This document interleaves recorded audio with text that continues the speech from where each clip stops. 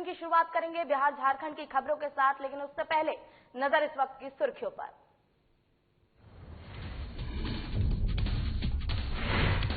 तेजस्वी यादव पहुंचे पालीगंज विधानसभा क्षेत्र के खेल मैदान। तेजस्वी ने सभा को किया संबोधित। सीपीआई उम्मीदवार संदीप सौरभ के समर्थन में तेजस्वी। चुनाव आते ही नेताओं प्रत्याशियों के दावे और वादे का खेल शुरू। उत्साहित प्रत्याशी ने फाड़ा कुर्ता, कहा जब तक इलाका नहीं बनेगा जिला तब तक नहीं पहनूंगा कुर्ता। चर्चित विधायक श्याम बहादुर सिंह का वोट मांगने का अलग अंदाज। सोशल मीडिया पर वीडियो हुआ वायरल। विधायक ने ठुमके लगाकर जनता से मांगा वोट। पूर्णिया में नामांकन दाखिल करने का आखिरी दिन। प्लूरल्स पार्टी से अनीशा प्रीति ने भरा नामांकन पर्चा, कहा पूर्णिया विकास के मामले में है पीछे।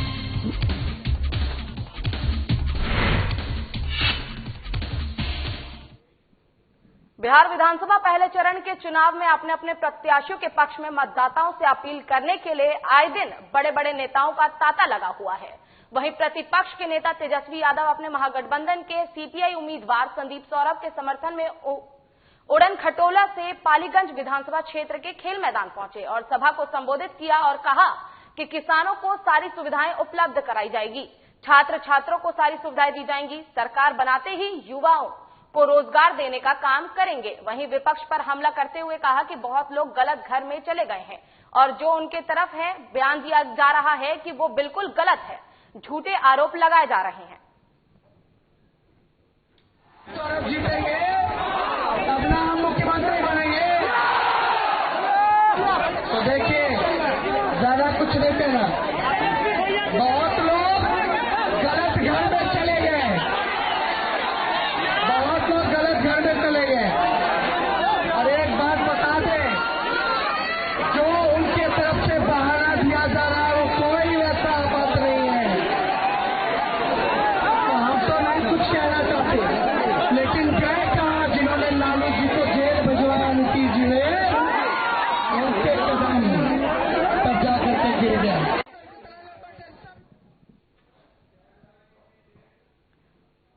बिहार में होने वाले विधानसभा चुनाव के दौरान नेताओं और प्रत्याशियों के दावे और वादे का खेल जारी है। वादा करने के दौरान एक नेता सह प्रत्याशी इतने उत्साहित हो गए कि एक बैठक में अपना कुर्ता फाड़ दिया। साथ ही जब तक अपने इलाके को जिले के रूप में स्थापित नहीं करूंगा तब तक कुर्ता नहीं पहनूंगा, ऐसा उन्होंने कहा।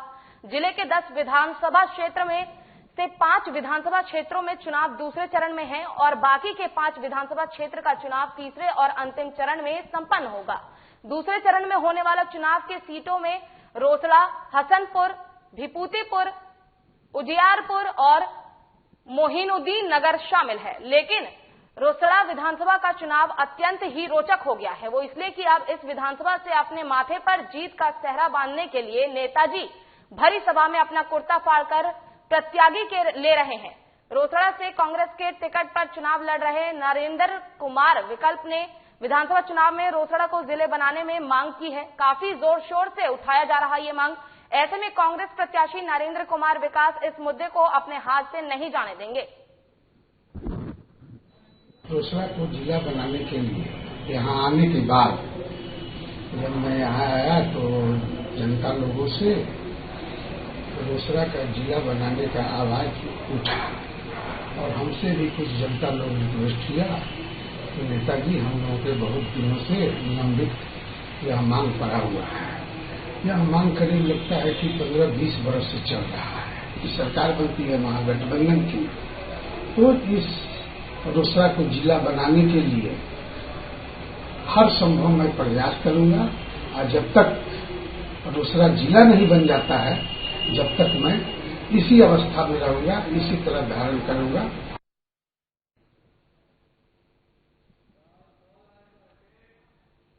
इसी पर अधिक जानकारी के लिए हमारे संवाददाता अफरोज आलम जुड़ चुके हैं फोन लाइन पर। अफरोज, आपसे जानना चाहेंगे कि उत्साहित होना तो ठीक है, लेकिन क्या इतना उत्साहित होना ठीक है कि जनता के सामने अपना कुर्ता ही फाड़ दिया नेताजी ने? जी, बता दें कि ये रोसड़ा में जो है महागठबंधन से जो है कांग्रेस प्रत्याशी है नागेंद्र जो है विकल हैं, उन्होंने जो है भरी सभा में जो है ये ऐलान कर दिया है कि जो है जब तक रोसड़ा को जिला नहीं बनाएंगे तब तक जो है हम वस्त्र जो है जो है धारण नहीं करेंगे और इसी हालत में रहेंगे, सिर्फ धोती ही पहनकर ही जो है हम जो है क्षेत्र में घूमेंगे। लेकिन सबसे बड़ी बात तो ये बता दे कि जब चुनाव आता है, चुनावी मौसम जब जो है सर पे चढ़ जाता है, तो जितने भी नेता हैं, जितने भी प्रत्याशी हैं, वो वादाएं तो करते हैं, लेकिन वो वादा जो है सिर्फ जो है कागज पर ही सीमित हो जाता है। और अभी ये देखना है कि ये जो नेता जो है प्रत्याशी, ये जो वादा किए हैं कि रोसड़ा को जब तक जिला नहीं बना देंगे तब तक जो है वो अंग वस्त्र धारण नहीं करेंगे। तो ये अब देखने वाली बात होगी चुनाव में कि जो है महागठबंधन के जो प्रत्याशी हैं कांग्रेस से नागेंद्र कुमार विकल, इनके चेहरे पर ताज आता है या नहीं आता है। उसके बाद फिर आगे इनका क्या जो है जिला बनाने में इनका क्या रोल होगा। और ये सबसे बड़ी खास बात बता दें कि ये जो है अभी वादा है, जो नेता लोगों का जो वादा का दौर जारी है, उसमें अभी हम समस्तीपुर के जूट मिल की बात हम आपको बता दें कि कुछ दिनों पहले जो है मंत्री, उद्योग मंत्री भी हैं महेश्वर हजारी, जो अभी कल्याणपुर विधानसभा से जो है प्रत्याशी भी हैं जदयू के, उन्होंने जूट मिल का हूटर बजाकर जो है जूट मिल को चालू किया।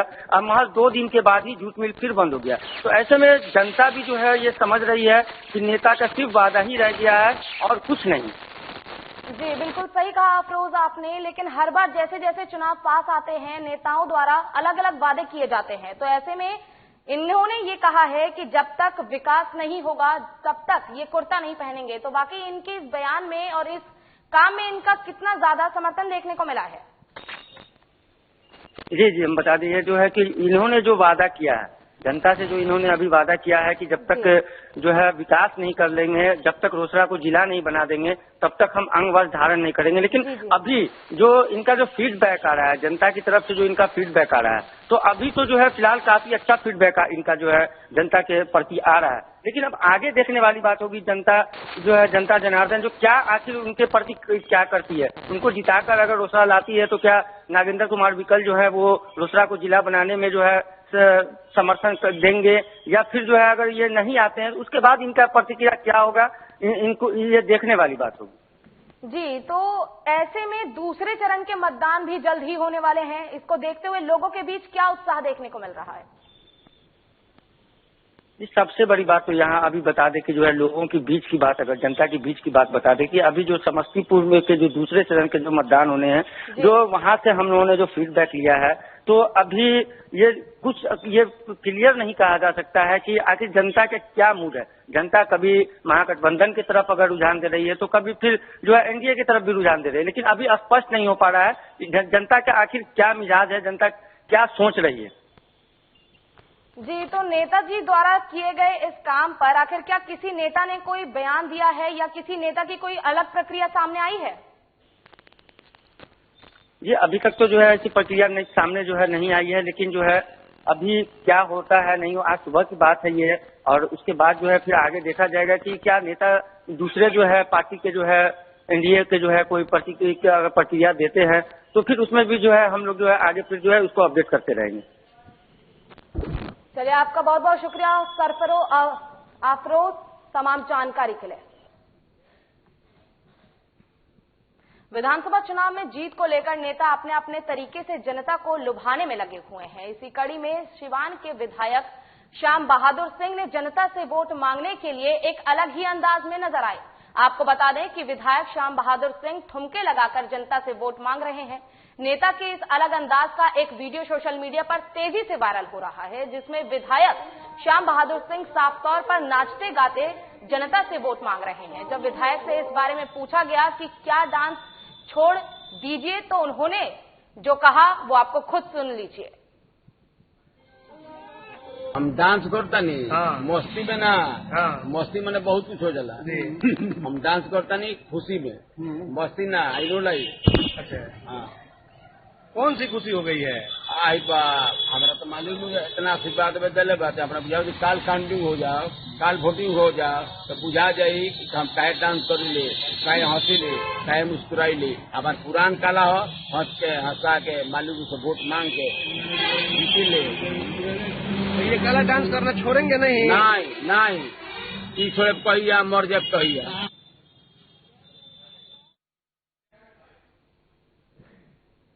तो आपने इस रिपोर्ट में देखा कि आखिर कैसे विधायक जी अपने ठुमकों को लेकर सफाई देते नजर आए और क्या कुछ उन्होंने कहा है। बिहार विधानसभा चुनाव की सरगर्मी तेज हो गई है। ऐसे में पूर्णिया में तीसरे चरण में चुनाव होने वाले हैं।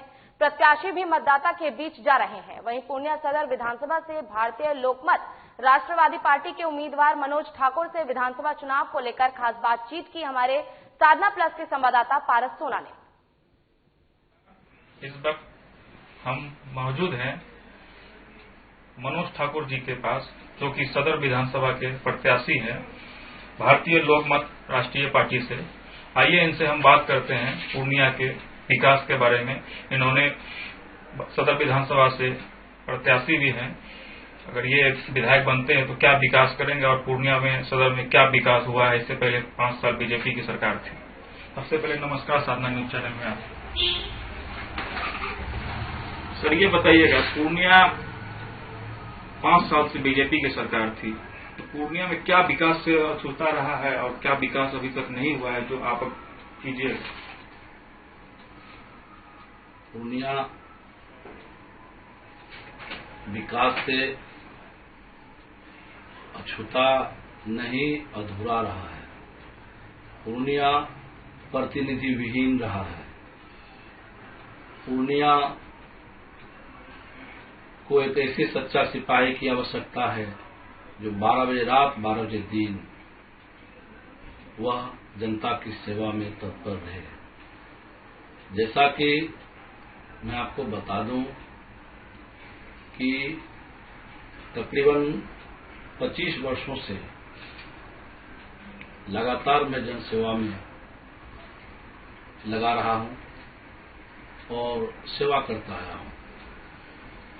जैसा कि आपने देखा होगा, मेरा कोई चुनाव में जाने का, चुनाव लड़ने की इच्छा नहीं थी, लेकिन उससे पहले 17 के सामने स्थानीय लोगों के द्वारा मुझे बहुत बुझा समझा करके और एक पब्लिक मीटिंग करके सब लोग मेरे पास आए, बहुत आग्रह किए कि पूर्णिया की जनता का सुधि लेने वाला कोई नहीं है। आप अभी कोई पद पर नहीं हैं तो राशन कार्ड पे आपने आंदोलन छेड़ने का काम किया, गरीबों का सहाय किया, निस्सहाय का सहाय किया, जिसके मुंह में आवाज नहीं है उसका आवाज आपने बन के सामने आया है, दलितों का उत्थान किया है, अति पिछड़ा का उत्थान किया है और युवा साथी का एक बहुत बड़ा अपनी शक्ति के रूप में उनके हर दुख सुख में साथ निभाए हैं। और हम लोगों की इच्छा है कि यदि आप इस विधानसभा में नामांकन करते तो शायद विकल्प के रूप में कोई प्रतिनिधि हम लोगों को दिखाई नहीं पड़ता है। हम विकल्प के रूप में आपको चुनने के लिए आए हैं। ये तो मेरा सौभाग्य की बात है।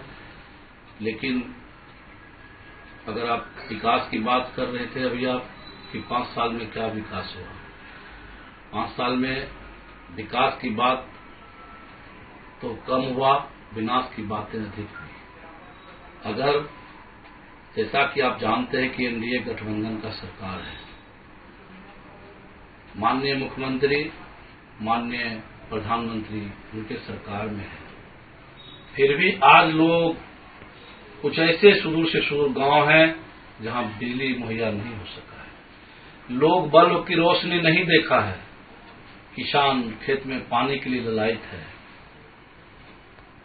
बहुत ऐसे गांव हैं जहां शिक्षा से वंचित है, बहुत ऐसे बेबसी लाचार हमारे बहनें हैं जो शिक्षा से वंचित है। दलित अति पिछड़ा दबे कुचले वह शिक्षा से वंचित है। ये केवल टेबल टॉकिंग प्रतिनिधि हैं, टेबल टॉक से काम चलाना चाहते हैं। ये मैं नहीं कहता, ये यहाँ के विधानसभा की जनता की आवाज है। और मैं 17 को टिकट मुझे मिला, 18 को मैंने पर्चा कंप्लीट करने का काम किया और 19 को आप लोगों के समक्ष मैंने नामांकन किया है। ये नामांकन मैं नहीं किया है, ये विधानसभा की जनता का नामांकन है। ये चुनाव मेरा नहीं है, हमारे युवा साथी का है। ये चुनाव मेरा नहीं है, हिंदू मुस्लिम सिख ईसाई भाइयों का है। इसलिए कि आप जानते होंगे कि यह चुनाव का पर्व इस 10 से 15 दिन के अंदर किसी को जात के नाम पर, किसी को धर्म के नाम पर, किसी को पार्टी के नाम पर वह बांटेगा। ये थे हमारे साथ मनोज ठाकुर जी, जो कि 15 साल से समाजसेवी के रूप में भी काम कर रहे हैं। इस बार सदर विधानसभा के प्रत्याशी भी हैं, तो देखना होगा इस बार जनता को क्या इनको इस बार विधानसभा भेजते हैं कि नहीं। पूर्णिया से साधना न्यूज के लिए पार्थ। बिहार विधानसभा चुनाव के तीसरे चरण के नामांकन दाखिल करने का आज आखिरी दिन है। पूर्णिया सदर विधानसभा क्षेत्र से प्लूरल पार्टी से अनीशा प्रीति ने नामांकन पर्चा दाखिल किया। मीडिया से बातचीत में बताया कि पूर्णिया विकास से बहुत पीछे है। शिक्षा स्वास्थ्य में पूर्णिया की जनता अपना चुनाव करेगी और ये लड़ाई मेरी नहीं, पूरे पूर्णिया की लड़ाई है।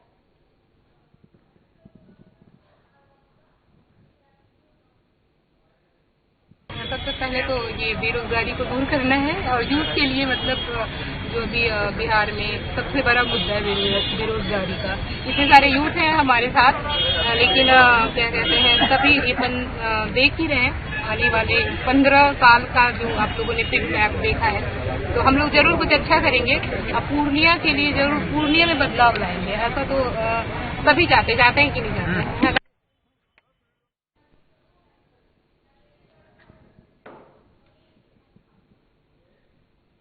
कैमूर जिला के रामगढ़ विधानसभा 203 में बीजेपी प्रत्याशी अशोक कुमार सिंह के पक्ष में उत्तर प्रदेश के मुख्यमंत्री योगी आदित्यनाथ ने पहली चुनावी सभा का शंखनाद किया। इस दौरान उनके साथ केंद्रीय स्वास्थ्य राज्य मंत्री अश्विनी चौबे मंच पर मौजूद रहे। चुनावी सभा के दौरान उत्तर प्रदेश के मुख्यमंत्री योगी आदित्यनाथ ने कहा कि उत्तर प्रदेश और बिहार का संबंध चोली दामन का है, कोई इसे तोड़ नहीं सकता, कोई इसे दूर नहीं कर सकता। बिहार में उत्तर प्रदेश के लोग आपस में मिलकर रह रहे हैं। यूपी के सीएम ने कहा कि नीतीश बीजेपी के प्रत्याशियों का समर्थन करने के लिए मैं आप लोगों के बीच आया हूं। साथ ही नीतीश के नेतृत्व में विकास को ऊंचाई पर पहुंचाने का काम भी किया गया है।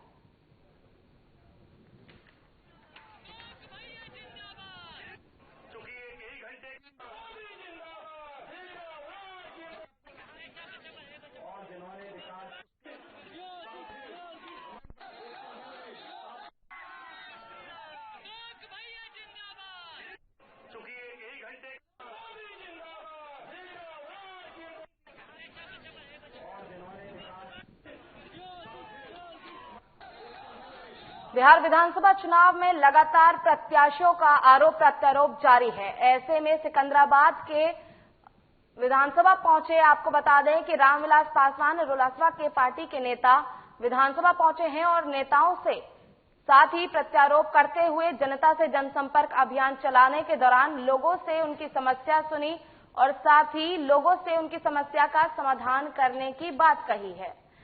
तो वहीं आपको बता दें कि कांग्रेस के नेता, इस वक्त की बड़ी खबर आपको बता रहे हैं कि रोलासपा के पार्टी के नेता रामविलास पासवान पहुंचे हैं।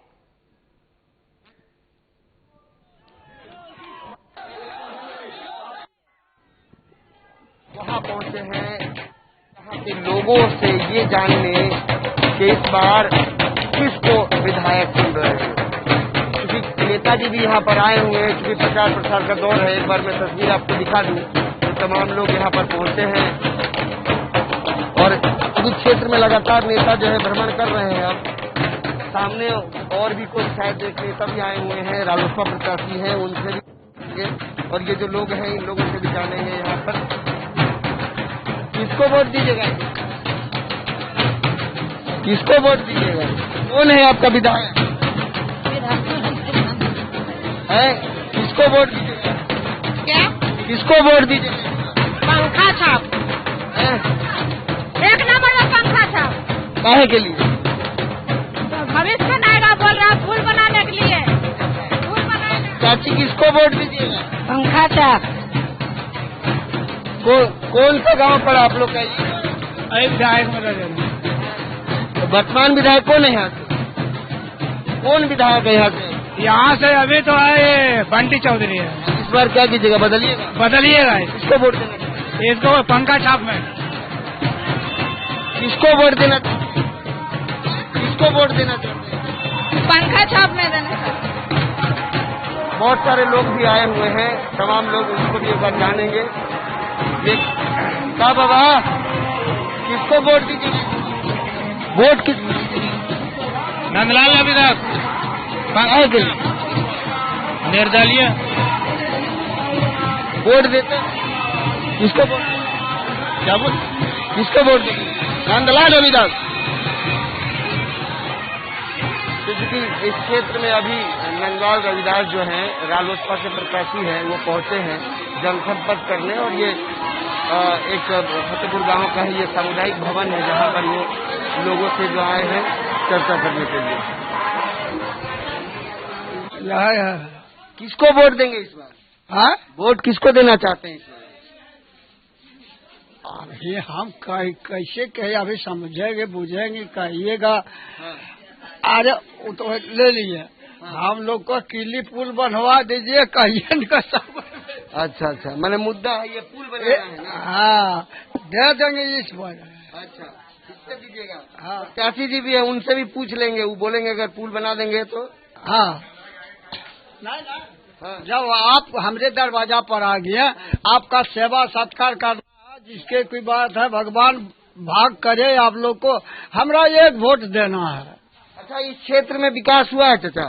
कुछ विकास नहीं हुआ। कौन विधायक थे वर्तमान में? अभी तो बंटी चौधरी थे। तो वो आए हैं क्षेत्र में, एक दिन भी भेंट भाट नहीं करने के लिए आए। आप लोग विधायक को देखे हैं, कैसा लगते हैं विधायक? वर्तमान में जो यहाँ के विधायक उसको देखे हैं आप लोग? नहीं पहचानते हैं। 5 साल में आए एक बार भी? हाँ, नहीं आए एक बार भी। आओ भाई इधर आओ, स्टूडेंट हो, इधर आओ इधर आओ, छात्र हो, पढ़ाई करते हो। विधायक जी आए हैं कभी क्षेत्र में? हमको तो भी पता नहीं आगे विधायक कौन है। विधायक का नाम ही नहीं जानते? नाम ही नहीं जानते, पूछ सकते हैं किसी इस से। बार कैसा बदलाव चाह रहे हैं? इस बार ऐसा बदलाव चाहते हैं कि जो इससे पहले कभी नहीं हुआ। अच्छा, तो किसको विधायक चुनना चाहेंगे? अब देखिए, किसको विधायक चुनना तो हमारे हाथ में नहीं है, जनता के हाथ में है। जनता जो फैसला लेगा उस फैसला पर। कोई मुद्दा है जो आप मांग रखेंगे कि भाई जो यहाँ से विधायक बने हमारा मांग है ये चीज? मुद्दा देखिए, किसी एक चीज मुद्दा नहीं है। यहाँ सारी चीज का अलग अलग प्रॉब्लम है, लेकिन सबसे बड़ा मुद्दा भी यहाँ पर निकल के आ रहा है कि यहाँ पर एक पुल बनना चाहिए, जो काफी प्रॉब्लम होता है। हाँ, हम लोग के यहाँ क्या होता, समस्या होता है कि क्या कोई मुद्दा है क्षेत्र में? आप लोग क्या चाहते हैं यहाँ के विधायक? हम लोग चाहते हैं सुख शांति रहे यार, क्या बुझाए, बस इतना ही चाहिए। कोई मांग है नेताजी से? क्या रहेगा, नेता तो ऐसा बोल के बहुत चला जाता है, मतलब कोई तू कुछ करता है नहीं। नहीं तो इस बार तो 5 साल के बाद आपके पास पावर है। ठीक है, हम तो जान रहे हैं कि लेकिन देता तो कुछ नहीं, वोट तो हमको लोग देते हैं, लेकिन दे के जाता है, लेकिन वोट हम लोग देते हैं, लेकिन कुछ देता है नहीं। गरीब आदमी के कोई देखने वाला नहीं है। हम लोग दम लड़ते हैं, कम वोट जाके देते हैं। विधायक जी नहीं आते? नहीं आए, हम नहीं देखे उसको। पता नहीं है कि कौन विधायक है नहीं है। तो क्या मांग है इस बार? विधायक बदल जाएगा तो क्या मांग है? हम लोग के घर दुकान नहीं है, खाना पीना व्यवस्था नहीं है, क्या मांगेगा हम लोग? नदी ये है ना, ये नदी हमको पुल के पार होना है। खाली व्यवस्था नहीं है तो कहाँ से खाएगा, करेगा? हाँ, किनसे क्या चाहती? कुछ मांग है आप लोगों का? हमरा के नदिया बनवाए दा। हाँ, बहुत घुरल तकलीफ होगा आवे जाए में। हमरा के चाहिए नदिया बनाए जीते ना, हमरा के पंखा। हाँ करवे हमरो के चाहिए। और जब हमरा के वृद्धा पेंशन मिला, जब कटे की नहीं चाहिए, जैसे कटे की नहीं चाहिए, भले भला नहीं देगा। कुछ नहीं दो, कमाई के लिए कोई कतबो हो गए। सुन लो, हमरा के कुछ नहीं दिल के, सरकार आए दखल नहीं दिल के। पर ध्यान दे यार की बाला बच्चा पढ़े लिए होते, लेकिन एगो बच्चा के नौकरी नहीं मिल रही। चलिए, चूंकि क्षेत्र में लगातार प्रत्याशी जो हैं, आप कहेंगे कुछ? हम लोग क्या कहेंगे सर, हम लोग का नदी बनवा दीजिए, वही चाहते हैं हम लोग पंखा छापना सब तो वोट देवे करेंगे। जी, इस क्षेत्र में हमने एक चीज देखा कि कुइल नदी है और इस नदी पे पुल की मांग कर रहे हैं ये लोग, क्योंकि प्रत्याशी लगातार क्षेत्र में आते हैं, वादे करते, तमाम चीजें हैं। रालोसपा प्रत्याशी भी यहाँ से मैदान में है और आज जनसंपर्क करने पहुंचे हैं, उनसे इस मुद्दों पर बात कर लेते हैं। सर, यहाँ पहुंचे थे आज, हमने कई लोगों से बातचीत की। एक मुद्दा इस क्षेत्र से है, कुइल नदी पे पुल बनाने को लेकर के। कुइल नदी का जो पुल बनना है वो बहुत बड़ी समस्या है इन लोगों के साथ। मैं वादा भी इन लोगों को किया हूँ कि इस बार अगर यदि आप लोग हमें फुल सपोर्ट करते हैं और इस विधानसभा का सेवा करने का मौका मिलेगा तो पहला काम यहाँ का पुल बनाएंगे। कुछ लोग शिक्षा बेरोजगारी की भी बात, जी शिक्षा बेरोजगारी तो सबसे बड़ी समस्या सर कि कई लोग बोले हैं कि खाने के लिए भी उनको दिक्कत है, चावल नहीं मिल पाता, राशन नहीं मिल पाता। जी यहाँ गरीब वर्ग के लोग हैं, छोटा छोटा मध्यम वर्गीय किसान सब हैं, तो परेशानी तो हुआ है कोरोना काल में। तो उस बिंदु पे भी हमारी सरकार जो है जब बनता है मैं विशेष रूप से ध्यान दूंगा यहाँ और बेरोजगारी दूर करूंगा। जहाँ तक पुल बनाने की बात है, इसके पहले बहुत सारे वादे किए गए, लेकिन मैं ये चुनाव के वक्त में ये जुमला नहीं कर रहा हूँ कि पुल बनाने, एकदम 100% कह रहा हूँ कि इस विधानसभा का अगर यदि मुझे सेवा करने का मौका मिला तो फतेहपुर टू बड़ी बाग का पुल मैं इसे जोड़ दूंगा। तो निश्चित तौर पे रालोसपा प्रत्याशी हमारे साथ अभी मौजूद थे। रविदास जी ने साफ तौर पर कहा है कि अगर मुझे विधायक बनाया जाएगा तो जो कोयल नदी पे जो पुल बनाने की बात है उस वादे को पूरा किया जाएगा, क्योंकि ये गरीब तबकों का क्षेत्र है तो हर तरह का जो है संभव विकास उनके द्वारा किया जाएगा। कैमरा पर्सन चुनाव के साथ समीर शर्मा, साधना न्यूज, जमुई। कांग्रेस नेता रणदीप सुरजेवाला ने प्रेस कॉन्फ्रेंस कर नीतीश कुमार पर हमला बोला है और कांग्रेस नेता ने सचिवालय में लगी आग पर सवाल उठाया है। सुरजेवाला ने कहा कि आग लगी नहीं लगाई गई है, इसी में घोटाले की सारी फाइलें जलाई गई हैं क्योंकि उनको डर है कि नई सरकार आएगी तो इसका हिसाब लेगी। इसी के साथ सुरजेवाला ने कहा कि नीतीश सरकार को जाने का एहसास हो गया है, यही वजह है कि ग्रामीण विकास विभाग के जितना पैसा लूटा गया था वो सारी फाइलें जला दी गई हैं। सरकार को पता था कि नई सरकार हिसाब लेगी, वहीं अब देखना यह है कि कहां कहां पर अब आग लगाई जा रही है।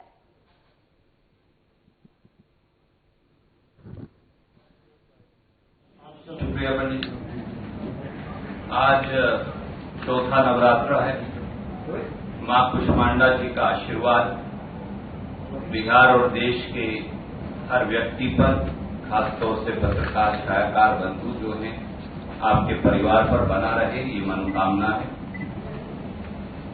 आदरणीय साथियों, आज 1,25,000 करोड़ के जुमला पैकेज के ढोल की पोल खोलने के लिए आपके बीच में हम उपस्थित हैं। याद करिए, जो झूठ बोलते हैं वो आवाज तो भारी रखते हैं, हर चुनावी भाषणों में अपने जुमले जारी रखते हैं।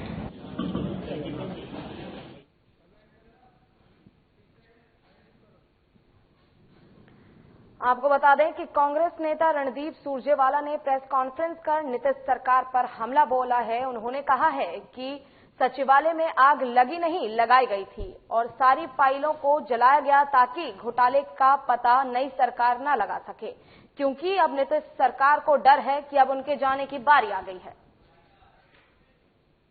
फिलहाल के लिए इस बुलेटिन में बस इतना ही। आप देखते रहिए साधना प्लस, जुड़े रहिए हमारे साथ। नमस्कार।